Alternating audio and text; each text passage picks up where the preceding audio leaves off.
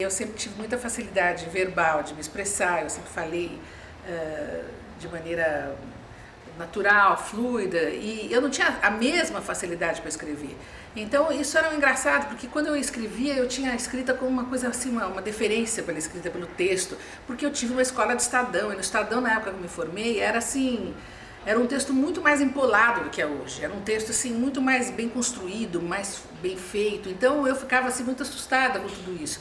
Quando a Irede me chamou, eu fui para a TV Cultura, fazer um programa chamado Mulheres lá, e esse programa durou muito pouco tempo, foi assim, sempre eu brinco que foi o grito do cisne do Avancini, porque foi assim, uma tentativa última de salvar a TV Tupi, e nós estávamos nessa viagem, e era a época que eu ficava tão nervosa para falar, tão nervosa, não sei se serve de consolo para quem está me ouvindo, mas eu pegava o microfone e tremia. Aí para não dar bandeira que eu estava tremendo, eu segurava o braço aqui, né? Daí eu segurava o braço para não tremer, daí continuava tremendo, daí começava a suar, aí o microfone escorregava, daí ficava a bola e a minha mão, que daí eu fazia tum no microfone, continuava falando, era terrível, era horrível, era um sofrimento. Mas eu sempre digo que os grandes nadadores geralmente são aqueles meninos que tiveram asma na infância, e os grandes apresentadores geralmente são pessoas também que têm que vencer uma dificuldade muitas vezes eles têm a vocação, mas eles têm uma timidez, às vezes, que pode tentar encobrir essa vocação. E se você é uma pessoa obstinada como eu sou, você tem que ir atrás. Foi o que eu fiz, e eu acho que hoje, para mim, uma câmera ou não câmera, é tudo a mesma coisa. Eu lido com a maior naturalidade, para mim é até gostoso. Quer dizer, eu tenho tanto treino de falar para a câmera que, para mim, assim, se você me pedir, me fala em 30 segundos, eu falo o que eu tiver que falar em 30 segundos, ou me fala em 10 minutos, eu também falo. Então é um controle sobre um instrumento da comunicação que é a voz, é o verbo, é a entonação, é tudo isso que é um grande prazer para mim como comunicadora. Naquela época você tinha que ter essa expressividade e tinha que ser uma pessoa com conteúdo, porque imagina que a gente foi jogada nessa maluquice que foi esse programa, com o microfone na mão, e se eu não tivesse o que dizer, eu não teria o que dizer. Felizmente nós tínhamos o que dizer, porque eu sou uma pessoa que sempre fui leitora de no mínimo 2 jornais, eu sempre me informei muito sobre as coisas, sempre gostei de ler, sempre estudei em boas escolas, quer dizer, eu fui atrás sempre, né? Então, eu acho que a Irede não foi tão irresponsável assim de nos colocar lá, porque ela sabia que a gente ia se virar de algum jeito, que nós tínhamos ali Hoje em dia que não é mais assim, né? Hoje em dia não se exige mais conteúdo na televisão. Hoje em dia você, quando contrata um apresentador, outros atributos são considerados, muito mais do que, sabe, o que essa pessoa tem para dizer, como é que ela pode entrevistar, qual é a postura que ela assume, quais os compromissos que ela tem com o público, com ela mesma, com os patrocinadores.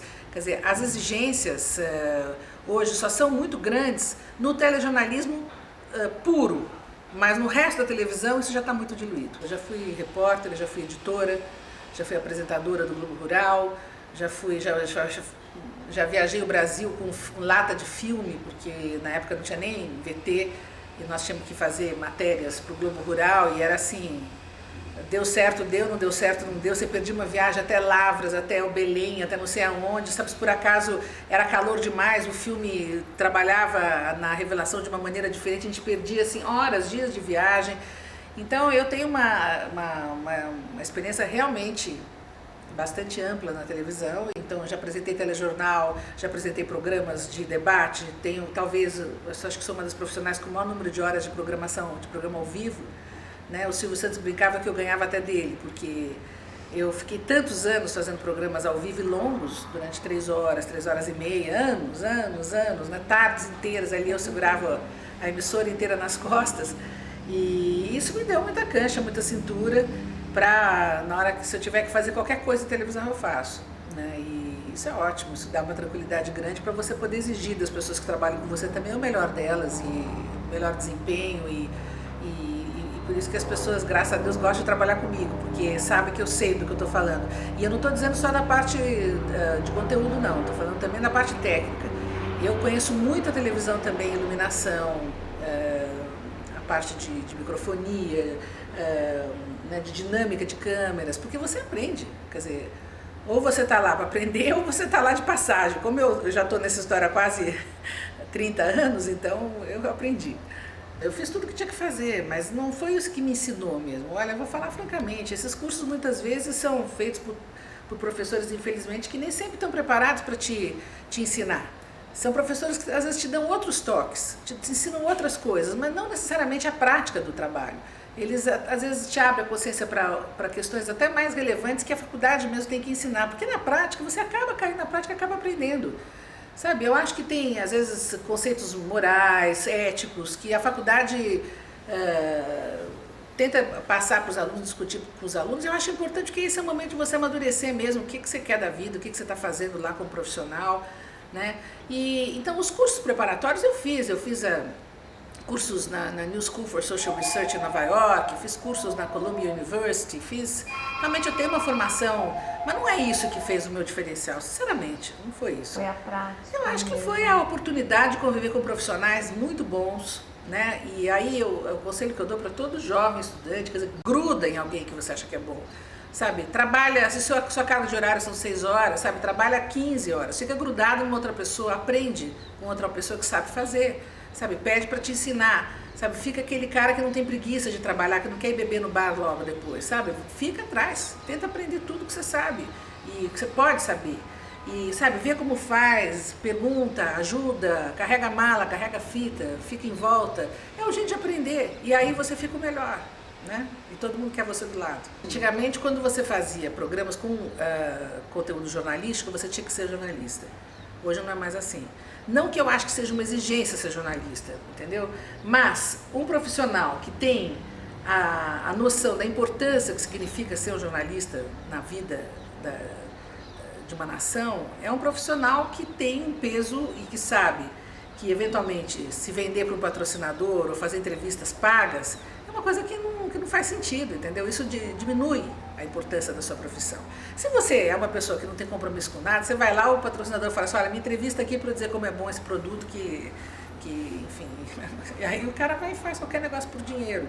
Então está muito desvirtuado, vamos dizer, não é que é o espaço que teria que ser, mas o tipo de pessoa é muito pragmático, assim, é um tipo de gente que está interessada em ganhar dinheiro, ponto. E não em comunicar, e não em fazer da televisão um veículo realmente de melhoria de qualidade de vida dos brasileiros. Eu acho que todo mundo se copiou.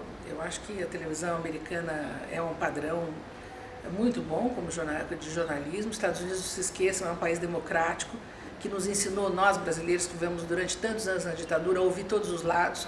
Quer dizer, nos Estados Unidos não existe você fazer uma matéria onde você não ouça os vários lados da questão, não existe isso, né? E ao mesmo tempo também não existe no telejornalismo americano um programa que não termine de ser uma matéria com um cachorrinho, ou com a mamãe chorando, ou uma matéria de cunho emocional. Então você aprende as coisas boas e as coisas duvidosas, né? Mas eu acho que se beneficiou muito, porque eles têm uma coisa maravilhosa não ficar, como eles são ricos, eles não ficam assim, pondo o equipamento acima de tudo, sabe? Eles simplesmente, o importante para eles é estar ao vivo, de várias partes, de vários lugares, sabe? Eles vão atrás, a máquina serve eles. Aqui no Brasil a gente fica tão assim, né, que o equipamento, não sei o que até se esquece, né, que nós estamos ali para comunicar, para mostrar o que está acontecendo. Então é importante entrar via rádio, via telefone, via vídeo, via tudo, quer dizer, o importante é informar, né, o telespectador. Eles conseguem fazer isso com muita maestria. Eu acho que nós aprendemos coisas, se puser na balança, melhores, foi uma boa escola, melhor do que ter copiado, por exemplo, o jornalismo mexicano, ou russo,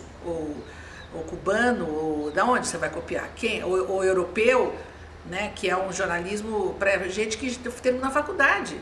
O brasileiro não tem essa realidade. O brasileiro ele se informa através da televisão. Então, o tempo de uma matéria de um jornalismo francês é, sei lá, 4 minutos. Imagina se aqui um cara que trabalhou o dia inteiro vai ter o saco, a paciência de ficar vendo uma matéria sobre qualquer questão que seja, longuíssima, como é o time da TV europeia. Tá bom que ele é mais profundo, mas é para um público mais educado, que gosta de uma coisa mais profunda. A TV brasileira exige um time, é mais americano, mas é porque é mais ignorante também, é mais disperso, é mais, sabe, a televisão ela é consumida de maneira mais superficial e tudo bem, é assim que é e vamos tentar fazer isso da melhor maneira. Eu trabalhei em todas as emissoras, menos a Manchete. Fica mais fácil falar assim. Já trabalhei em todas, TV Globo, TV Cultura, SBT, Bandeirantes, Record, Gazeta. Eu trabalhei em todas. as TVs abertas. Menos na Manchete, que durou pouco tempo, não deu tempo de... eu acho que uma coisa... Eu tenho duas assim, marcas fortes da minha vida profissional. Uma é ter feito o programa Canal Livre, que aconteceu logo depois da ditadura.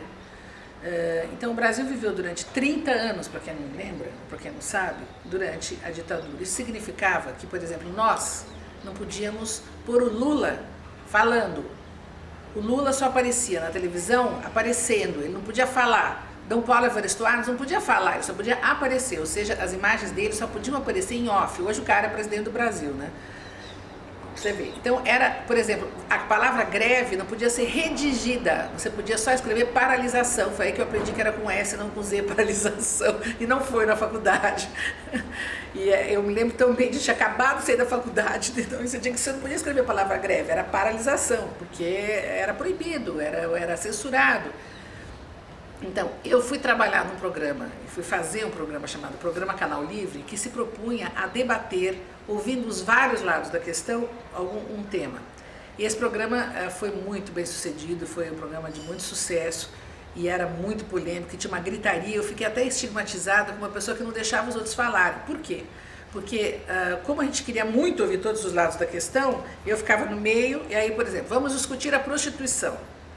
Né, coisa que já era, imagina, discutir prostituição, ficava todo mundo com o cabelo em pé, como se fosse um tema muito polêmico, entendeu? Era muito polêmico na época. Hoje em dia, né, ninguém tá nem aí. Mas então eu tinha prostituição, eu tinha um menino que vai procurar prostituta, a mãe do menino, a prostituta, a Associação das Prostitutas Unidas, não sei o quê, depois tinha o padre que era contra, a psicóloga que achava um absurdo o menino não se envolver afetivamente na primeira relação sexual, uma pessoa polêmica que sempre tinha no programa em si, 10 pessoas, cada uma cheia de ideias, cheia de amor para dar, cheia de opinião, e eu ali no meio. Se o programa não estava quente, eu tinha que pôr fogo.